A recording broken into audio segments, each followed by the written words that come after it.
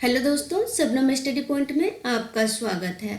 आज मैं फिर से बिहार एसएससी सीजीएल का टेक्स्ट बुक का सेट लेके आई हूँ और आप मेरे चैनल पे नए हैं तो चैनल को सब्सक्राइब कर लें ताकि आने वाला हर वीडियो आप तक पहुँचे।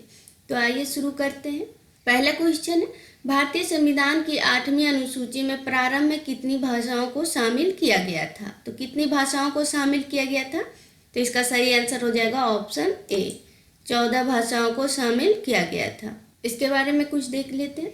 भाषाओं पर संवैधानिक प्रावधान भारतीय संविधान के अनुच्छेद 344 एक और 351 में है और भारतीय संविधान की 8वीं अनुसूची में 22 भाषाएं शामिल है। कितने भाषाएं? 22 भाषाएं। अब मूल रूप से इनमें 14 भाषाएं थी, लेकिन वर्तमान में 22 भाषाएं। और 22 भाषाएं कौन कौन से?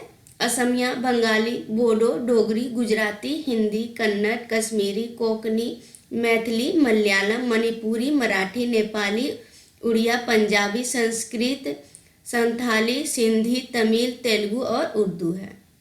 इसके बारे में कुछ इम्पोर्टेंट पॉइंट देख लेते हैं। सिंधी को 21वें संशोधन अधिनियम 1967 द्वारा जोड़ा गया। कब जोड़ा गया? 1967 में जोड़ा गया था, 21वें संशोधन के द्वारा। उसके बाद है 1992 में 71वें संशोधन अधिनियम द्वारा कोंकणी, मणिपुरी और नेपाली को जोड़ा गया। उसके बाद 2003 के 92वें संविधान संशोधन अधिनियम द्वारा बोडो, डोगरी, मैथिली और संथाली को जोड़ा गया। संविधान के भाग 17 में राज्य भाषा पर अनुच्छेद शामिल है और अनुच्छेद 343 से 351 आधिकारिक भाषाएं हैं। कोंकणी भाषा के लिए कोई लिपि नहीं है। अब भारतीय संविधान में अनुसूचियां कौन कौन से देख लेते हैं। पहली है राज्य और केंद्र शासित प्रदेश के नाम। दूसरी में है भारत के राष्ट्रपति, राज्यपाल, अध्यक्ष, सर्वोच्च न्यायालय, उच्च न्यायालय के न्यायाधीश आदि भत्तों, विशेषाधिकारों के प्रावधान। तीसरी अनुसूची में भारत के केंद्रीय मंत्रियों, संसद सदस्यों, सर्वोच्च न्यायालय, उच्च न्यायालय के न्यायाधीश आदि के लिए शपथ और प्रतिज्ञा। और चौथी अनुसूची में राज्यसभा में राज्यों और केंद्र शासित प्रदेश के लिए सीटों के आवंटन के संबंध में प्रावधान शामिल है। पांचवी अनुसूची में क्या है? अनुसूचित क्षेत्रों और अनुसूचित जनजातियों के प्रशासन और नियंत्रण के संबंध में प्रावधान शामिल है। छठी में असम, मेघालय, त्रिपुरा और मिजोरम राज्य में जनजातीय क्षेत्रों के प्रशासन के संबंध में प्रावधान शामिल है। सातवीं अनुसूची में संघ, राज्य और संवर्ती सूची। आठवीं में 22 आधिकारिक भाषाएं हैं और 9वीं अनुसूची में यह भूमि सुधारों से संबंधित राज्य के अधिनियमों नियमों से संबंधित है। 10वीं में दल बदल के आधार पर संसद और राज्य विधानमंडलों के सदस्यों की योग्यता से संबंधित है। 11वीं अनुसूची में प्रावधान जो पंचायतों की शक्तियों, अधिकार और जिम्मेदारियों को निर्दिष्ट करते हैं। और 12वीं अनुसूची में प्रावधान जो नगर पालिकाओं की शक्ति, अधिकार और जिम्मेदारियों को निर्दिष्ट करते हैं और इनमें 18 मामले हैं। अगला क्वेश्चन है, भारत के संविधान में संशोधन किसके द्वारा शुरू किया जा सकता है? तो किसके द्वारा शुरू किया जा सकता है? तो इसका सही आंसर हो जाएगा ए और बी दोनों, लोकसभा और राज्यसभा दोनों के द्वारा शुरू किया जा सकता है। इसके बारे में देखते हैं। भारत के संविधान में संशोधन देश के मौलिक कानून या सर्वोच्च कानून में बदलाव करने की प्रक्रिया है।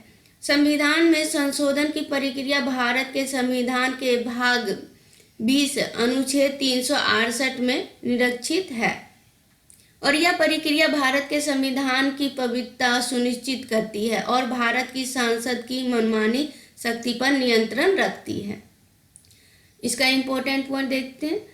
संविधान के संशोधन के लिए अनुच्छेद 368 द्वारा निर्धारित प्रक्रिया के अनुसार संसद के किसी भी सदन में किसी विधेयक को पेश करके ही संशोधन शुरू किया जा सकता है और भारत के संविधान में संशोधन लोकसभा या राज्यसभा द्वारा शुरू किया जा सकता है।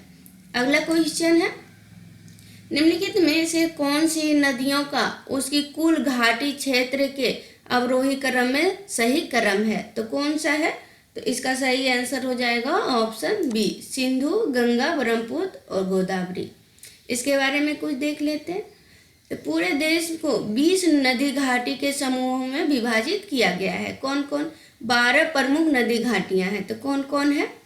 तो सिंधु, गंगा, ब्रह्मपुत्र, मेघना, गोदावरी, कृष्णा, कावेरी, महानदी, पेन्नार, ब्रह्मणी, बैतरणी, साबरमती, माही, नर्मदा, ताप्ती।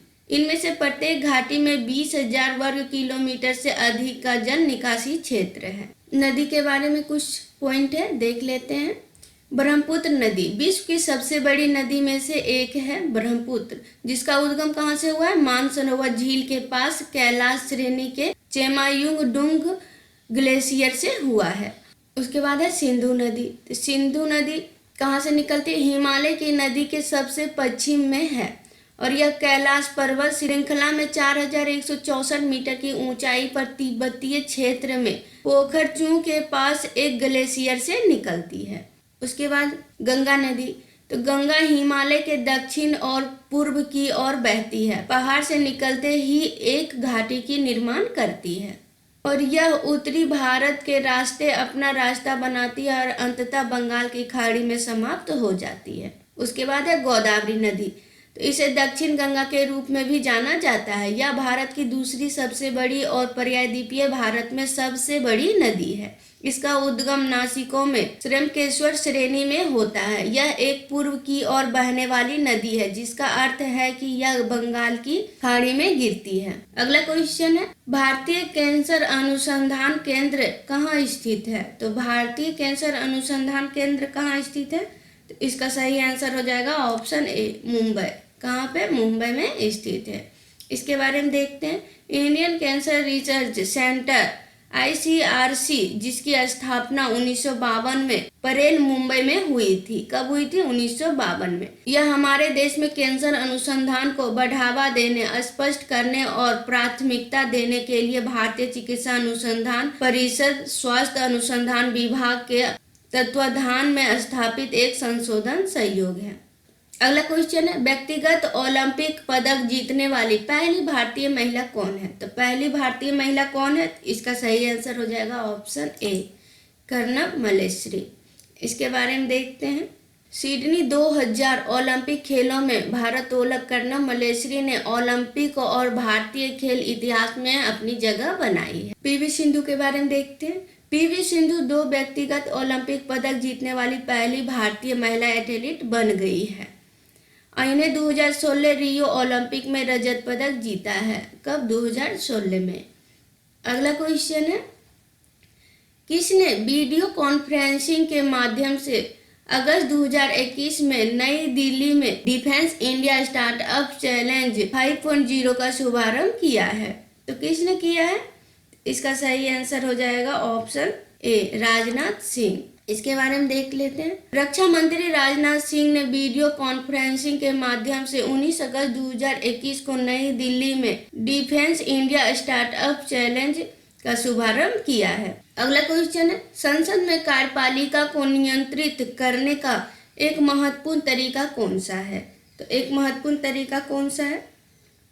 तो इसका सही आंसर हो जाएगा ऑप्शन सी, प्रश्नकाल। इसके बारे में देखते हैं।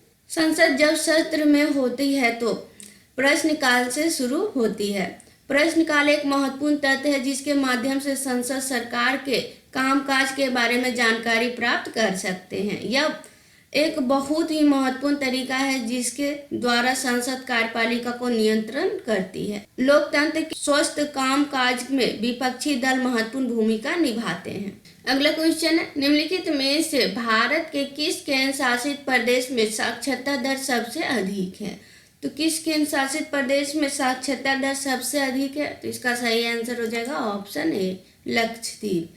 इसके बारे में देखते हैं। 2011 की जनगणना के अनुसार 92.28% साक्षरता दर वाला लक्षद्वीप भारत में सबसे अधिक साक्षरता दर वाला केंद्र शासित प्रदेश है और लक्षद्वीप की महिला साक्षरता दर 88.25% है और साक्षरता दर के मामले में केरल 93.91 साक्षरता दर के साथ सर्वोच्च स्थान पर है। के बारे में कुछ महत्वपूर्ण पॉइंट देख लेते हैं। केरल का साक्षरता दर कितना है? 94%।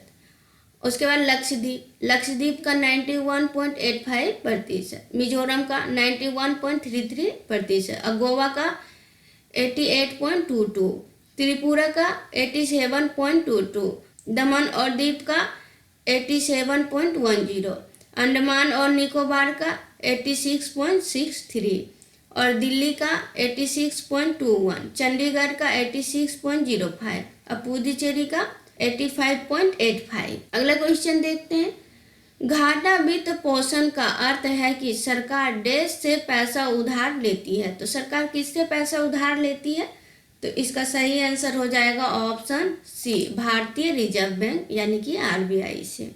इसके बारे में कुछ देख लेते हैं। घाटा वित्त पोषण बजटीय स्थिति है जहां व्यय स्वराज्य से अधिक है। यह बाहरी संशोधन के साथ अतिरिक्त व्यय के वित्त पोषण के लिए अपनाई जाने वाली एक प्रथा है और व्यय राजस्व अंतर को मुद्रा के मुद्रण या उधार के माध्यम से वित्त पोषण किया जा सकता है। यह सरकार द्वारा आरबीआई से बजट की वित्त पोषण करने के लिए लिया जाता है। अगला क्वेश्चन है, कमलप्रीत कौर निम्नलिखित में से किस खेल से संबंधित है? तो किस खेल से संबंधित है? इसका सही आंसर हो जाएगा ऑप्शन ए, डिस्कस थ्रो। इसके बारे में कुछ इंपॉर्टेंट पॉइंट देख लेते हैं। भारत की कमलप्रीत कौर ने टोक्यो ओलंपिक में महिला डिस्कस थ्रो के फाइनल में शानदार प्रदर्शन किया था और कमलप्रीत लंदन 2012 में ओलंपिक में छठे स्थान पर रहने वाली कृष्णा पुनिया के बाद डिस्कस थ्रो ओलंपिक फाइनल के लिए क्वालिफाई करने वाली दूसरी भारतीय महिला बनी है। अगला क्वेश्चन है, निम्नलिखित में से कौन सा निर्देशक सिद्धांत समाजवादी सिद्धांत नहीं है? तो कौन सा नहीं है? तो इसका सही आंसर हो जाएगा ऑप्शन सी, समान नागरिक संहिता। इसके बारे में कुछ देख लेते हैं। अनुच्छेद 44 एक समान नागरिक संहिता एक समाजवादी सिद्धांत नहीं है और समान नागरिक संहिता उदार सिद्धांत है और भारतीय संविधान ने मूल रूप से राज्य के नीति निर्देशक तत्व को वर्गीकृत नहीं किया है। कुछ अनुच्छेद देख लेते हैं। अनुच्छेद 38 सामाजिक, आर्थिक और राजनीतिक न्याय के माध्यम से आय, स्थिति, सुविधाओं और अवसरों में असमानताओं को कम करके एक सामाजिक व्यवस्था हासिल करके लोगों के कल्याण को बढ़ावा देता है। अनुच्छेद 39 नागरिकों को सुनिश्चित करना सभी नागरिकों के लिए आजीविकाएं के पर्याप्त संसाधनों का अधिकार, सामान्य हित के लिए समुदाय के भौतिक संसाधनों का समान वितरण, धन की एकाग्रता और उत्पादन के संसाधनों की रोकथाम, पुरुषों और महिलाओं के लिए समान कार्य के लिए समान वेतन, श्रमिकों और बच्चों के जबरन दुर्व्यवहार के खिलाफ स्वास्थ्य और शक्ति का संरक्षण, बच्चों के स्वास्थ्य विकास के अवसर, ये सभी अनुच्छेद 39 में शामिल है। उसके बाद है अनुच्छेद 39 का ए। तो अनुच्छेद 39 का ए में समान न्याय और गरीबों को मुफ्त कानूनी सहायता को बढ़ावा देना। उसके बाद अनुच्छेद 41 बेरोजगारी, वृद्धावस्था, बीमारी और विकलांगता के मामलों में नागरिकों को सुनिश्चित करना, कार्य का अधिकार, शिक्षा का अधिकार, सार्वजनिक सहायता का अधिकार, ये सभी अनुच्छेद 41 में है। उसके बाद अनुच्छेद 42 न्याय एवं कार्य की मानवीय दशा तथा मातृत्व राहत का उपबंध करता है। अनुच्छेद 43 निर्वाह मजदूरी सभी श्रमिकों के लिए जीवन स्तर और सामाजिक और सांस्कृतिक अवसरों का एक माध्यम।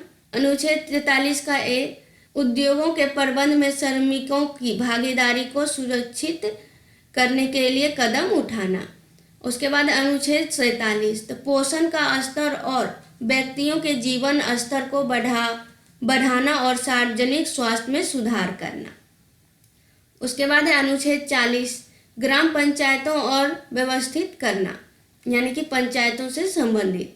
उसके बाद अनुच्छेद 43 ग्रामीण क्षेत्रों में एक व्यवस्थित या सहयोग के लिए आधार पर कुटीर उद्योग को बढ़ावा देना है।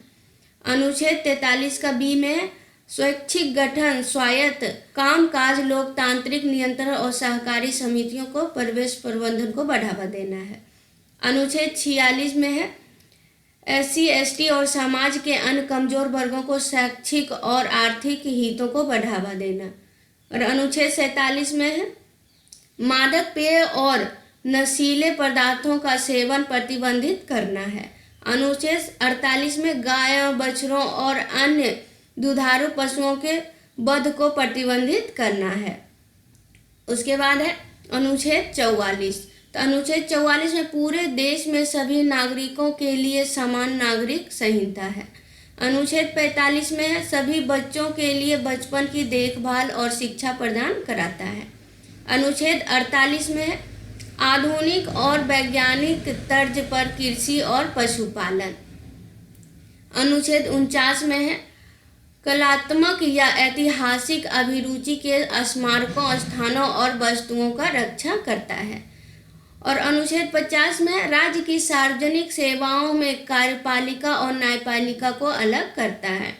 और अनुच्छेद 51 में अंतर्राष्ट्रीय शांति और सुरक्षा को बढ़ावा देना और राष्ट्रों के बीच न्यायपूर्ण और सामाजिक संबंधों को बनाए रखना, अंतर्राष्ट्रीय कानून और संबंधित दायित्वों के लिए प्रोत्साहन, सम्मान, मध्यस्थता द्वारा अंतर्राष्ट्रीय विवादों का निपटान को प्रोत्साहित करना, ये सभी अनुच्छेद 51 में है। अगला क्वेश्चन है निम्नलिखित में से कौन प्राथमिक उद्योग नहीं है? तो कौन सा प्राथमिक उद्योग नहीं है?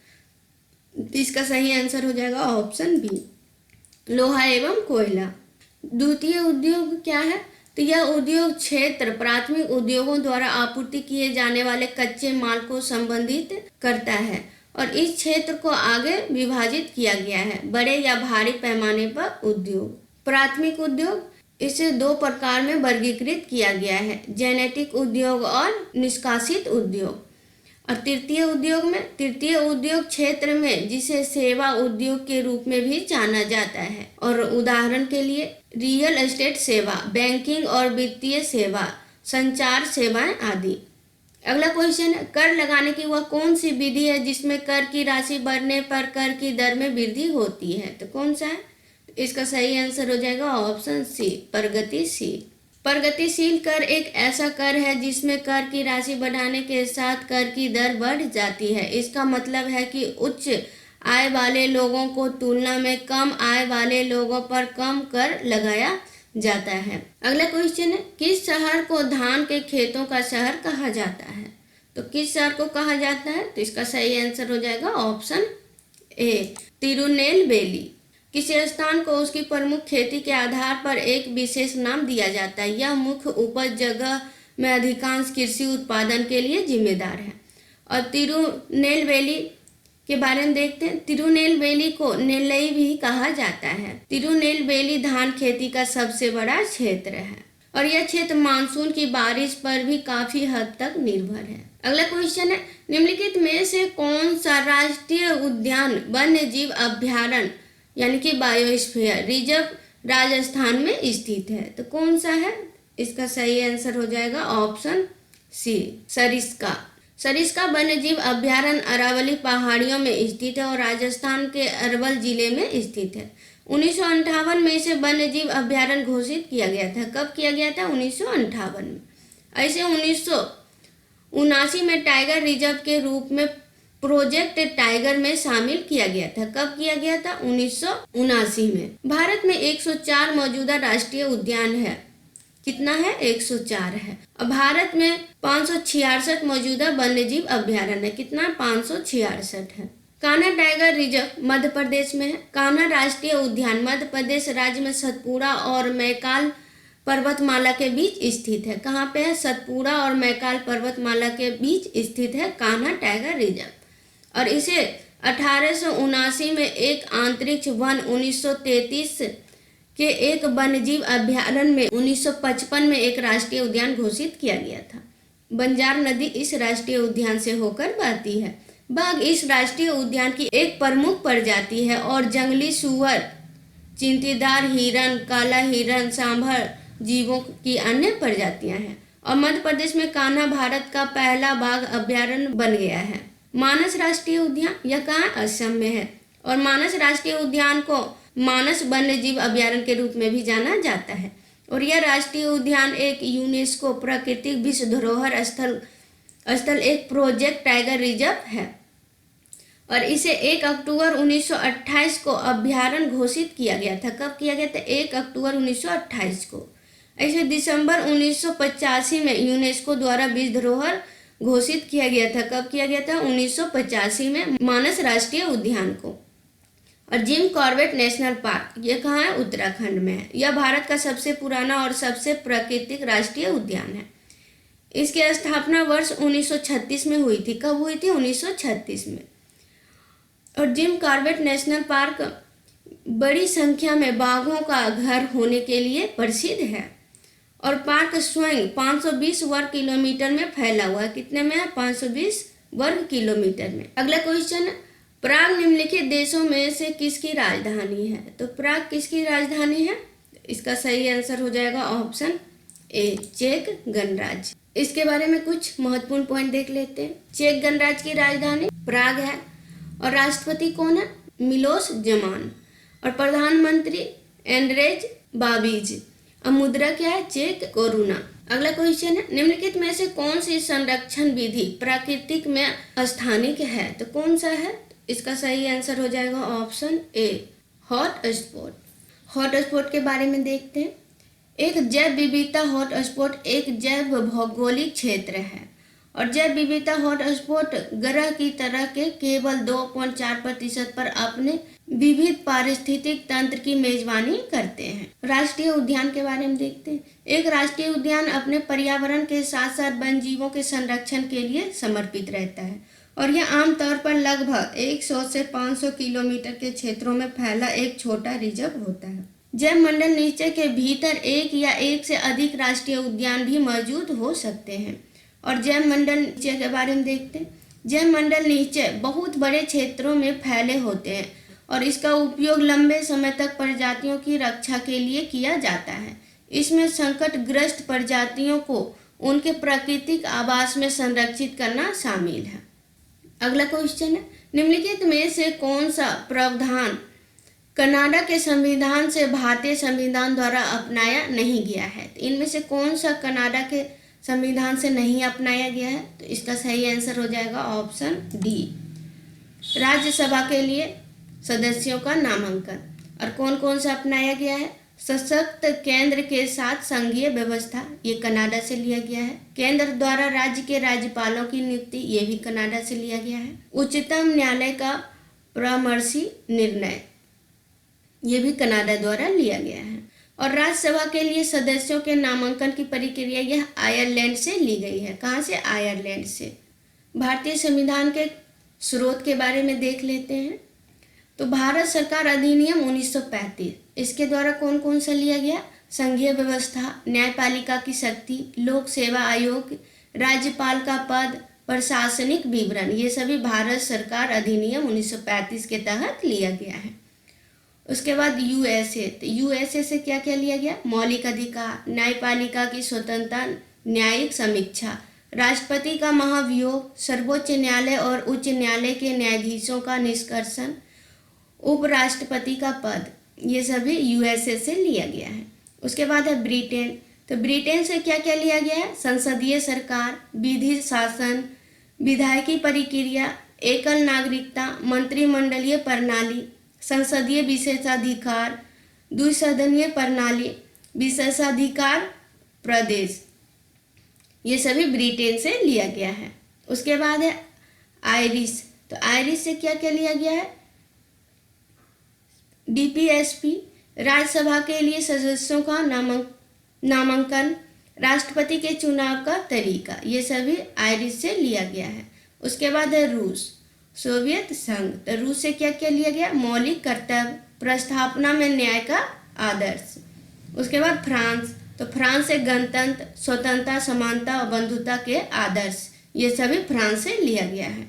उसके बाद है दक्षिण अफ्रीका, तो दक्षिण अफ्रीका से क्या क्या लिया गया? संविधान में संशोधन की प्रक्रिया, राज्यसभा के सदस्यों का चुनाव, ये दक्षिण अफ्रीका से लिया गया है। उसके बाद है जापान, तो जापान से कानून द्वारा स्थापित प्रक्रिया लिया गया है। अगला क्वेश्चन है, एक जलीय पारिस्थितिक तंत्र में मछली झींगा को खाती और एक शार्क मछली को खाती। अगर तंत्र के शार्क को हटा दिया जाए तो झींगा की संख्या पे क्या प्रभाव पड़ेगा? तो क्या प्रभाव पड़ेगा? तो इसका सही आंसर हो जाएगा ऑप्शन ए, घटेगी। इसके बारे में देख लेते हैं कुछ। एक खास श्रृंखला एक विशेषता विवरण और आवास में विभिन्न जीवों के बीच भोजन संबंध दर्शाती है। इसके बारे में कुछ इंपॉर्टेंट पॉइंट देखते हैं। स्वपेशी। तो स्वपेशी का अर्थ क्या है? वे अपना भोजन स्वयं बनाते हैं। इसका उदाहरण क्या है? पौधे, पेड़, फाइटोप्लैंक्टन और कुछ शैवाल। उसके बाद है प्राथमिक उपभोक्ता, शाकाहारी। तो प्राथमिक उपभोक्ता का अर्थ क्या है?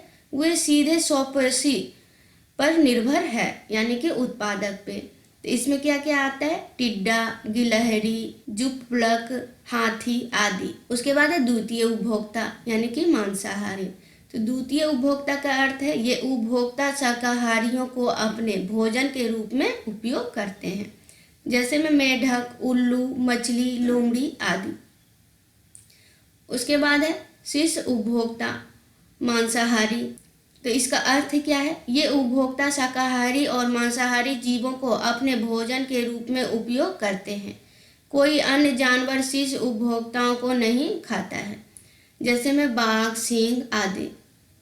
उसके बाद है सर्वाहारी, यानी कि मिश्रित उपभोक्ता। तो इसका अर्थ है शाकाहारी और मांसाहारी पे निर्भर करते हैं, जैसे मनुष्य, भालू आदि। इसके बारे में देखते हैं। झींगा, शैवाल या पादप प्लवक को खाने वाले प्राथमिक उपभोक्ता है। झींगा को खाने वाली दूसरी उपभोक्ता मछली है और शार्क मछली को खाने वाली तीसरी उपभोक्ता है। जब एक्वेरियम से शार्क को हटा दिया जाता है तो मछली की संख्या बढ़ जाती है और मछली की संख्या में वृद्धि के कारण झींगा की संख्या कम हो जाएगी। अगला क्वेश्चन है, अगस्त 2021 में टोक्यो ओलंपिक में पुरुषों की फ्रीस्टाइल 65 किलोग्राम कुश्ती में कांस्य पदक किसने जीता? तो किसने जीता है? इसका सही आंसर हो जाएगा ऑप्शन सी, बजरंग पूनिया। भारत के पहलवान बजरंग पूनिया ने टोक्यो ओलंपिक में पुरुष की फ्रीस्टाइल 65 किलोग्राम कुश्ती में कांस्य पदक जीता है और पूनिया ने खेलों में भारत के लिए 6ठा पदक और देश के लिए 4था कांस्य पदक जीता है। अगला क्वेश्चन है, भारतीय राष्ट्रीय कांग्रेस ने किस वर्ष में संविधान सभा की मांग की थी? तो किस वर्ष में की थी? इसका सही आंसर हो जाएगा ऑप्शन सी, 1934। 1934 में भारतीय राष्ट्रीय कांग्रेस ने संविधान सभा की मांग की और इसे दिसंबर 1946 में बुलाया गया। कब बुलाया गया? 1946 में। और दिसंबर 1946 और नवंबर 1949 के बीच संविधान सभा ने स्वतंत्र भारत के लिए एक संविधान का मसौदा तैयार किया। कब किया? 1946 और नवंबर 1949 के बीच। अगला क्वेश्चन है, निम्नलिखित में से कौन सा संघीय कार्यपालिका का अंग है? तो इनमें से कौन सा संघीय कार्यपालिका का अंग है? तो इसका सही आंसर हो जाएगा ऑप्शन डी, उपरोक्त सभी। यानी कि प्रधानमंत्री का अध्यक्षता में मंत्रिपरिषद, भारत के राष्ट्रपति, केंद्रीय सचिवालय, उपराष्ट्रपति, ये सभी हैं। इसके बारे में देखते हैं। केंद्र सरकार पर सरकार को संघ सरकार कहा जाता है और केंद्र सरकार के 3 अंग हैं, कार्यपालिका, विधायिका और न्यायपालिका। और राष्ट्रपति, प्रधानमंत्री और उनकी मंत्रिपरिषद समूह रूप से संघ की कार्यकारिणी का गठन करते हैं। और भारतीय राजनीति की संघीय कार्यपालिका राजनीतिक कार्यपालिका का एक हिस्सा है, जिसे 3 महत्वपूर्ण पद शामिल है, जैसे राष्ट्रपति अनुच्छेद 52 से लेकर 62 तक, उपराष्ट्रपति, उसके बाद प्रधानमंत्री और मंत्रिपरिषद अनुच्छेद 74 से लेकर 75 और अनुच्छेद 78 में है। और भारत के महान्यायवादी यह अनुच्छेद 76 में है। केंद्रीय सचिवालय, ये सभी भारतीय राजनीति की संघीय कार्यपालिका राजनीतिक कार्यपालिका का एक हिस्सा है। अगला क्वेश्चन है, किस देश की 3 राजधानियां अर्थात प्रशासनिक, विधायिकी और न्यायिक है? तो किस देश की है? इसका सही आंसर हो जाएगा ऑप्शन ए, दक्षिण अफ्रीका। दक्षिण अफ्रीका की 3 राजधानियां अर्थात प्रशासनिक, विधायिक और न्यायिक है। केप टाउन संसद की सीट के रूप में विधायिकी राजधानी है। प्रिटोरिया राष्ट्रपति और मंत्रिमंडल की सीट के रूप में प्रशासनिक राजधानी है। ब्लूमफोंटेन अपील के सर्वोच्च न्यायालय की सीट के रूप में न्यायिक राजधानी है। और दक्षिण अफ्रीका अफ्रीकी महाद्वीप की सबसे दक्षिण सिरे पर स्थित एक देश है। कुछ देश है उसकी राजधानी, मुद्रा और राष्ट्रपति देख लेते हैं। दक्षिण अफ्रीका की राजधानी केप टाउन, प्रिटोरिया, ब्लूमफोंटेन है। और मुद्रा क्या है? दक्षिण अफ्रीकी रैंड। उसके बाद राष्ट्रपति कौन है? सिरिल रामाफोसा है। और चिली की राजधानी सैंटियागो है और मुद्रा है चिली पीसो। और राष्ट्रपति कौन है? Sebastian Pinera. उसके बाद है कनाडा, तो कनाडा की राजधानी ओटावा है, मुद्रा डॉलर है और राष्ट्रपति यहाँ के कौन है? जस्टिन ट्रूडो हैं। अगला क्वेश्चन है, किस राज्य के राज्यपाल को वर्ष 2021 के लिए कलिंग रत्न पुरस्कार से सम्मानित किया गया है? तो किस राज्य के राज्यपाल को किया गया है? तो इसका सही आंसर हो जाएगा ऑप्शन सी, आंध्र प्रदेश। इसके बारे में देखते हैं। आंध्र प्रदेश के राज्यपाल विश्वभूषण हरिचंद को वर्ष 2021 के लिए कलिंग रत्न पुरस्कार से सम्मानित किया गया है। उपराष्ट्रपति एम वेंकैया नायडू ने वर्ष 2021 के लिए यह पुरस्कार प्रदान किया था। कब किया था? 2021 के लिए। आंध्र प्रदेश के बारे में देख लेते हैं। यह भारतीय राज्यों तमिलनाडु, कर्नाटक, तेलंगाना, छत्तीसगढ़, उड़ीसा कुल 4 राज्य से घिरा हुआ है और यह 10वां सबसे अधिक जनसंख्या वाला राज्य है। कौन सा? 10वां। और राजधानी का अमरावती है, विधायकी विशाखापट्टनम कार्यकारी है और कुर्नूल न्यायिक है। कुल 3 राजधानियां हैं। मुख्यमंत्री कौन है? संदीप्ति जगनमोहन रेड्डी और राज्यपाल विश्वभूषण हरिचंद है। राज्य पुष्प क्या है? जल लिली और राज्य पशु काला हिरण और राज्य पक्षी गुलाबी बलय वाला तोता। राज्य वृक्ष नीम का वृक्ष है और राष्ट्रीय उद्यान वन्यजीव अभ्यारण्य कौन कौन सा है? कैंडिन वन्यजीव अभ्यारण्य, मृगवनी राष्ट्रीय उद्यान, नागार्जुन सागर, श्री शैलेश अभ्यारण्य, कोरिंगा वन्यजीव अभ्यारण्य, तेलिनीलापुरम और तेलुकुंची पक्षी अभ्यारण्य। अगला क्वेश्चन है, ग्राम सभा के संबंध में निम्नलिखित में से कौन सा कथन गलत है? तो कौन सा कथन गलत है? तो इसका सही आंसर हो जाएगा ऑप्शन सी, ग्राम पंचायत में एक सचिव होता है जो ग्राम सभा का सचिव भी एक निर्वाचित सदस्य होता है। ये कथन गलत है। ग्राम पंचायत को अपनी भूमिका निभाने और जिम्मेदारी बनाने में ग्राम सभा एक महत्वपूर्ण कारक है। ये सही है। यह वह जगह है जहां ग्राम पंचायत के काम भी सभी योजना लोगों के सामने रखी जाती है। यह भी सही है। सचिव ग्राम सभा की बैठक बुलाने के लिए जिम्मेदार होता है। यह भी सही है। ग्राम सभा के बारे में देखते हैं। ग्राम पंचायत को अपनी भूमिका निभाने और जिम्मेदारी बनाने के लिए ग्राम सभा का एक महत्वपूर्ण कारण है। ग्राम पंचायत के वार्ड पंच और सरपंच होते हैं। ग्राम पंचायत 5 साल के लिए चुनी जाती है। उसके बाद इसकी रचना, व्यक्ति जिनकी आयु 18 वर्ष से अधिक हो, गांव में रहते हैं, जिनका नाम ग्राम स्तर पर पंचायत की मतदाता सूची में शामिल हो। अगले क्वेश्चन, अगस्त 2021 में केंद्रीय शिक्षा मंत्री धर्मेंद्र प्रधान ने निम्नलिखित में से किस आईआईटी में स्थापित आर्टिफिशियल इंटेलिजेंस में अनुसंधान और नवाचार केंद्र का प्रस्तुत उद्घाटन किया है? तो कहाँ पे किया है? तो इसका सही आंसर हो जाएगा ऑप्शन सी, आईआईटी हैदराबाद। इसके बारे में देखते हैं। केंद्रीय शिक्षा मंत्री धर्मेंद्र प्रधान ने आईआईटी हैदराबाद में स्थापित आर्टिफिशियल इंटेलिजेंस में अनुसंधान और नवाचार केंद्र प्रस्तुत उद्घाटन किया है। लैब स्थापित करने के लिए संस्था ने हनीवेल टेक्नोलॉजी सॉल्यूशन के साथ समझौता किया है। यह जापान इंटरनेशनल कोऑपरेशन एजेंसी के सहयोग से स्थापित किया गया है।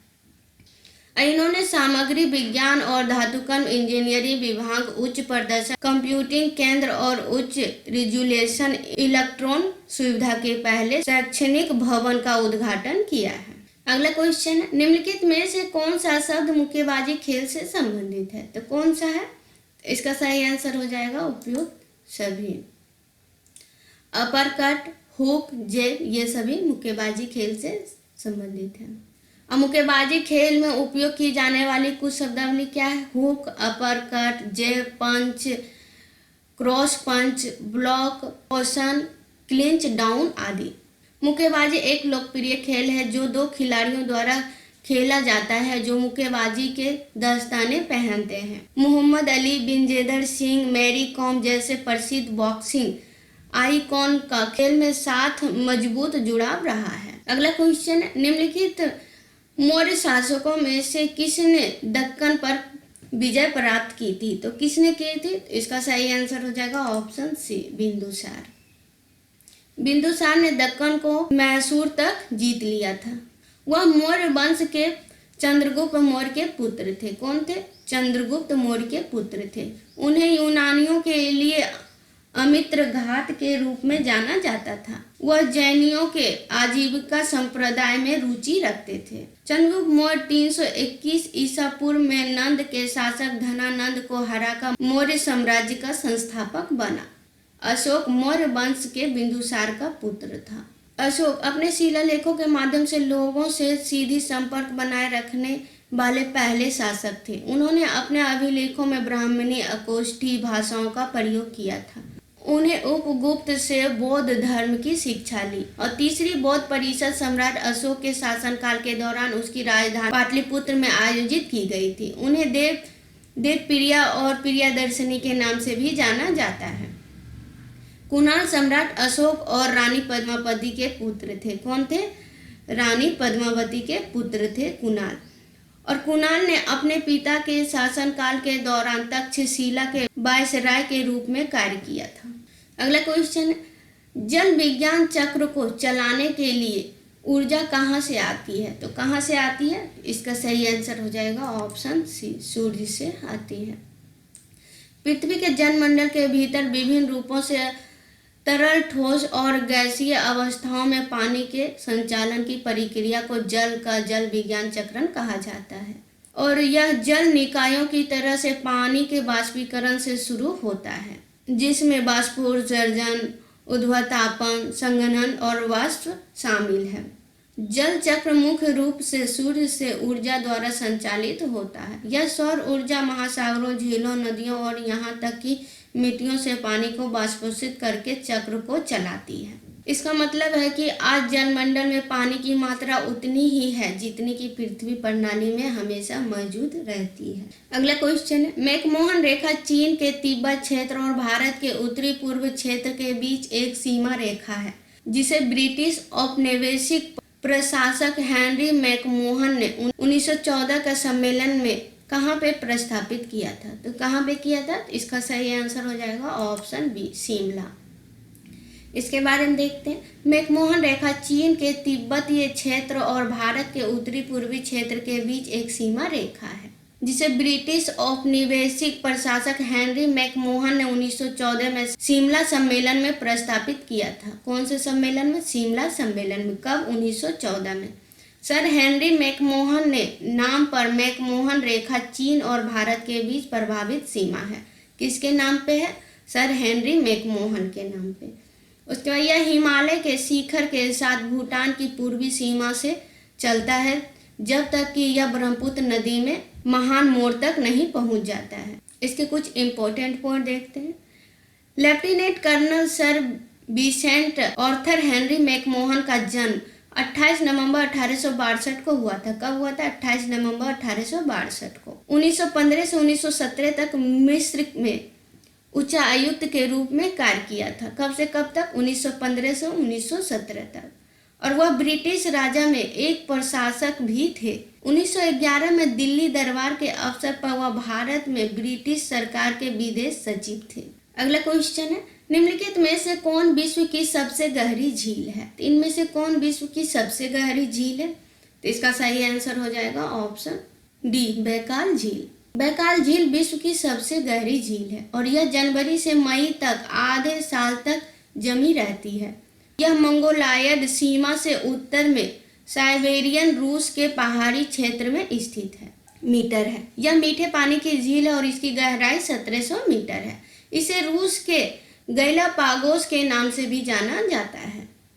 कैस्पियन सागर के बारे में देखते हैं। कैस्पियन सागर क्षेत्रफल के दृष्टि से पृथ्वी पर पानी का सबसे बड़ा संलग्न अंतर्देशीय पिंड है और इसे समुद्र और झील दोनों के रूप में वर्गीकृत किया गया है। यह दुनिया में पानी का सबसे बड़ा संलग्न अंतर्देशीय निकाय है और लंबाई इसका 1200 किलोमीटर, चौड़ाई 320 किलोमीटर और गहराई इसका 1025 मीटर है। अगला क्वेश्चन है, निम्नलिखित में से किसने कोयला आधारित ताप विद्युत संयंत्रों में बायोमास के उपयोग पर एक राष्ट्रीय मिशन स्थापित करने का निर्णय लिया है? तो किसने लिया है? इसका सही आंसर हो जाएगा ऑप्शन ए, विद्युत मंत्रालय। इसके बारे में देखते हैं। विद्युत मंत्रालय ने कोयला आधारित ताप विद्युत संयंत्रों में बायोमास के उपयोग पर एक राष्ट्रीय मिशन स्थापित करने का निर्णय लिया है। इसका उद्देश्य खेत में पराली जलाने से होने वाले वायु प्रदूषण के मुद्दे को संशोधित करना। यह देश में ऊर्जा संक्रमण और स्वच्छ ऊर्जा स्रोतों की ओर बढ़ाने के अपने लक्ष्यों का भी समर्थन देता है। अगला क्वेश्चन है, रोहतांग दर्रा एक उच्च पर्वत दर्रा कहाँ पर स्थित है? तो यह कहाँ पे स्थित है? इसका सही आंसर हो जाएगा ऑप्शन सी, हिमाचल प्रदेश। रोहतांग दर्रा एक उच्च पर्वतीय दर्रा है जो हिमाचल प्रदेश में स्थित है और रोहतांग दर्रा हिमाचल की पूर्व पीर पंजाल श्रेणी का एक उच्च पर्वतीय दर्रा है। और कुछ महत्वपूर्ण दर्रे देख लेते हैं। जोजिला दर्रा जो कि जम्मू और कश्मीर की जास्कर श्रेणी में है और बनिहाल दर्रा यह जम्मू और कश्मीर में है। शिवकिला दर्रा हिमाचल प्रदेश में है। बारालाचा दर्रा हिमाचल प्रदेश में है। माना दर्रा उत्तराखंड में है। नीति दर्रा उत्तराखंड में है। जेलेपला दर्रा सिक्किम में है। अगला क्वेश्चन है, निम्नलिखित में से किसे आर्टिफिशियल इंटेलिजेंस का जनक माना जाता है? तो किसे माना जाता है? तो इसका सही आंसर हो जाएगा ऑप्शन डी, जॉन मैकार्थी। इसके बारे में देखते हैं। आर्टिफिशियल इंटेलिजेंस के जनक जॉन मैकार्थी है और जॉन मैकार्थी एक अमेरिकी कंप्यूटर वैज्ञानिक और संज्ञानात्मक वैज्ञानिक है। मैकार्थी आर्टिफिशियल इंटेलिजेंस अध्ययन विषय के संस्थापकों में से एक है। कुछ इंपॉर्टेंट पॉइंट देख लेते हैं। प्रोग्रामिंग भाषा के जनक कौन है? Dennis Ritchie. रोबोटिक्स के जनक कौन है? Joseph F Engelberger. कंप्यूटर के जनक कौन है? Charles Babbage. अब कंप्यूटर की जननी कौन है? एडा लवलेस। अगला क्वेश्चन है, खासी और गारो जयंतिया मुख्य रूप से देश में रहती है। तो मुख्य रूप से कहाँ पे रहती है? तो इसका सही आंसर हो जाएगा ऑप्शन ए, मेघालय। इसके बारे में देखते हैं।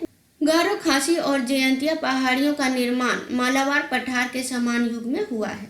गारो, खासी और जयंतिया हिल्स मेघालय में स्थित है। पहाड़ियों का नाम विशेष रूप से उस क्षेत्र में पाई जाने वाली जनजातियों के नाम पे रखा गया है। मेघालय को पूर्व का स्कॉटलैंड भी कहा जाता है। गारो हिल्स के बारे में देखते हैं। यह मेघालय भारत में गारो खासी श्रेणी का हिस्सा है। श्रेणी मेघालय उष्णकटिबंधीय वन क्षेत्र का हिस्सा है। नोकरेट चोटी गारो पहाड़ियाँ की सबसे ऊंची चोटी है। कौन सा है? नोकरेट। खासी हिल्स के बारे में देखते हैं। यह भारत के मेघालय राज्य में शिलोंग पठार में स्थित है।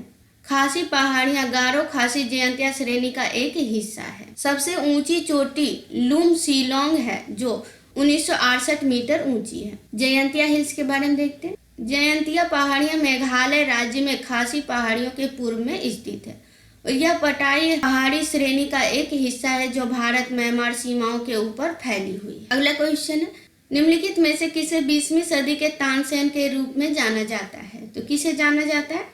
इसका सही आंसर हो जाएगा ऑप्शन बी, उस्ताद बड़े गुलाम अली खान को। इसके बारे में देखते हैं। उस्ताद गुलाम अली खान का वर्णन करने के लिए इस्तेमाल किया जाने वाला सबसे आम विशेष 20वीं शताब्दी का तानसेन है। उन्हें अक्सर बड़े गुलाम की अली खान के रूप में जाना जाता है। 2 अप्रैल 1902 को कसूर में जन्मे बड़े गुलाम अली खान संगीतकार के परिवार से थे। 1962 में संगीत नाटक अकादमी पुरस्कार और पद्म भूषण से सम्मानित किया गया था। कब किया गया था? 1962 में। अगला क्वेश्चन है, भू-स्थिर कक्ष लगभग कितनी ऊंचाई पर है? तो भू-स्थिर कक्ष लगभग कितनी ऊंचाई पे है? इसका सही आंसर हो जाएगा ऑप्शन डी, 36,000 किलोमीटर। तो कुछ इंपॉर्टेंट पॉइंट देख लेते हैं। इसे पृथ्वी की सतह से 36,000 किलोमीटर की ऊंचाई पे रखा गया है। इसका अर्थ यह नहीं है कि उपग्रह और पृथ्वी एक ही दिशा में चलते हैं, लेकिन यह उपग्रह पृथ्वी के साथ समान रूप से घूमने की कोशिश करता है। और भू-स्थिर कक्षा पृथ्वी के चारों ओर एक अंडाकार कक्षा है जिसे घूमने वाले पिंड की अवधि 1 दिन होती है। इस कक्षा की अवधि पृथ्वी के घूर्णन काल के बिल्कुल बराबर रखने का परिणाम है। अगला क्वेश्चन है, निम्नलिखित में से कौन सागरीय लहरों के तटीय क्षेत्रों की सामाजिक, आर्थिक और जलवायु स्थिति पर एक प्रभाव नहीं है? इनमें से कौन सा है? इसका सही आंसर हो जाएगा ऑप्शन सी, कोरियोलिस बल के कारण हवा का विक्षेपण। ये नहीं है, बाकी तीनों है। गर्म धारा के तापमान बढ़ जाता है। लहरों का मिश्रण क्षेत्र मछली पकड़ने के लिए अनुकूल है। तापमान की संकनीय वार्षिक सीमा, ये सभी सही है। इसके बारे में कुछ देखते हैं। महासागरीय धाराएं महासागरों में नदी के प्रवाह की तरह है और वे एक निश्चित पथ और दिशा में पानी की एक नियमित मात्रा का प्रतिनिधित्व करते हैं। महासागरीय धाराएं दो प्रकार की शक्तियों में प्रभावित होती है। प्राथमिक बल जो पानी की आवाजाही शुरू करते हैं, और दूसरा है माध्यमिक बलों की धाराओं को प्रभावित प्रभाव के लिए। धाराओं को प्रभावित करने वाली प्राथमिक बल कौन कौन से हैं? सौर ऊर्जा द्वारा ताप, हवा, गुरुत्वाकर्षण। कोरियोलिस बल। कोरियोलिस बल के बारे में कुछ महत्वपूर्ण पॉइंट देखते हैं। कोरियोलिस बल हस्तक्षेप करता है और पानी को उत्तरी गोलार्ध में दाईं और दक्षिणी गोलार्ध में बाईं ओर ले जाने का कारण बनता है और पानी के इन बड़े संचयों और उनके चारों ओर बहने वाले प्रवाह को घूर्णन कहा जाता है। और ये सभी महासागरीय घाटियों में बड़ी वृत्ताकार धाराएं उत्पन्न करते हैं। प्रशांत, अंटार्कटिक और हिंद महासागर में प्रमुख धाराएं हैं। यानी कि कोरियोलिस बल के कारण हवा का विक्षेपण महासागरीय लहरों पर कोई प्रभाव नहीं करता है। प्रिम्बिपर्स का संबंध स्वतंत्रता के बाद की अवधि में किससे है? तो किससे है? तो इसका सही आंसर हो जाएगा ऑप्शन बी, पूर्व राजा। अगला क्वेश्चन है, भारतीय राष्ट्रीय कांग्रेस के निम्नलिखित में से किस अधिवेशन में स्वदेशी के प्रस्ताव को स्वीकार किया गया है? तो किस अधिवेशन में किया गया है? तो इसका सही आंसर हो जाएगा ऑप्शन डी, कलकत्ता अधिवेशन 1906 के तहत किया गया है। भारतीय राष्ट्रीय कांग्रेस की स्थापना दिसंबर 1885 में बम्बई में हुई थी। कहाँ पे हुई थी? 1885 में बम्बई में। प्रारंभिक नेतृत्व दादा भाई नौरोजी, फिरोज शाह मेहता, बदरुद्दीन तैयबजी, WC बनर्जी, सुरेंद्र बनर्जी, रोमेंद्र चंद्र दत्त, S सुब्रमण्यम अय्यर और अन्य लोगों के बड़ी पैमाने पर बॉम्बे और कोलकाता से थे। स्वदेशी का प्रस्ताव भारतीय राष्ट्रीय कांग्रेस के 1906 के कलकत्ता अधिवेशन में अपनाया गया था। कब अपनाया गया था? 1906 में। और इस अधिवेशन की अध्यक्षता दादा भाई नौरोजी ने की थी। और इससे पहले बनारस के 1905 के अधिवेशन में ब्रिटिश मामले के बहिष्कार का प्रस्ताव रखा गया था। और बनारस अधिवेशन कब हुआ था? 1905 में हुआ था। अध्यक्ष कौन थे? गोपाल कृष्ण गोखले। और सरकार के खिलाफ स्वदेशी आंदोलन की औपचारिक घोषणा की गई थी। अगला क्वेश्चन है, the home and the world उपन्यास किसके द्वारा लिखा गया है? तो किसके द्वारा लिखा गया है the home and the world उपन्यास? तो इसका सही आंसर हो जाएगा ऑप्शन बी, रविंद्रनाथ टैगोर के द्वारा। इसके बारे में देखते हैं। घेरे वेरे उपन्यास रविंद्रनाथ टैगोर के द्वारा लिखी गई, जिसे हम the home and the world भी कहते हैं। और यह पहली बार 1916 में एक उपन्यास के रूप में प्रकाशित हुआ था। कब हुआ था? 1916 में। और रविन्द्रनाथ टैगोर द्वारा लिखी गई कुछ महत्वपूर्ण पुस्तकें हैं, देख लेते हैं। गीतांजलि, पोस्टमास्टर, गोरा, काबुलीवाला, साधना आदि कुछ लेखक हैं और उनके पुस्तक हैं, देख लेते हैं। अरविंद घोष के द्वारा लिखी गई पुस्तक है the life divine Savitri, new lamps for old, integral yoga, essays on Gita. उसके बाद है तारकनाथ दास। तो तारकनाथ दास द्वारा लिखी गई कुछ पुस्तक है life and letters of a revolutionary in exile, India in world politics, foreign policy in the far east. ये सभी तारकनाथ द्वारा लिखी गई पुस्तक है। उसके बाद सुभाष चंद्र बोस। तो सुभाष चंद्र बोस द्वारा लिखी गई पुस्तक है the India struggle, an Indian pilgrim, the call of the motherland writings and speeches 1923। ये सभी सुभाष चंद्र बोस द्वारा लिखी गई पुस्तक है। उसके बाद निम्नलिखित में से किस समझौते ने प्रांतीय और केंद्रीय विधान परिषदों में दलित वर्गों को आरक्षित सीट दी है? तो इसका सही आंसर हो जाएगा option C, Poona pact. Poona pact British सरकार के विधानमंडल में चुनौती सीटों के आरक्षण के लिए दलित वर्ग की ओर से 1932 को यरवदा सेंट्रल जेल पूना में M.K. गांधी और भीमराव अंबेडकर के बीच एक समझौता हुआ था। अगला क्वेश्चन है, अप्रैल 1929 में विधानसभा में बम किसने फेंका?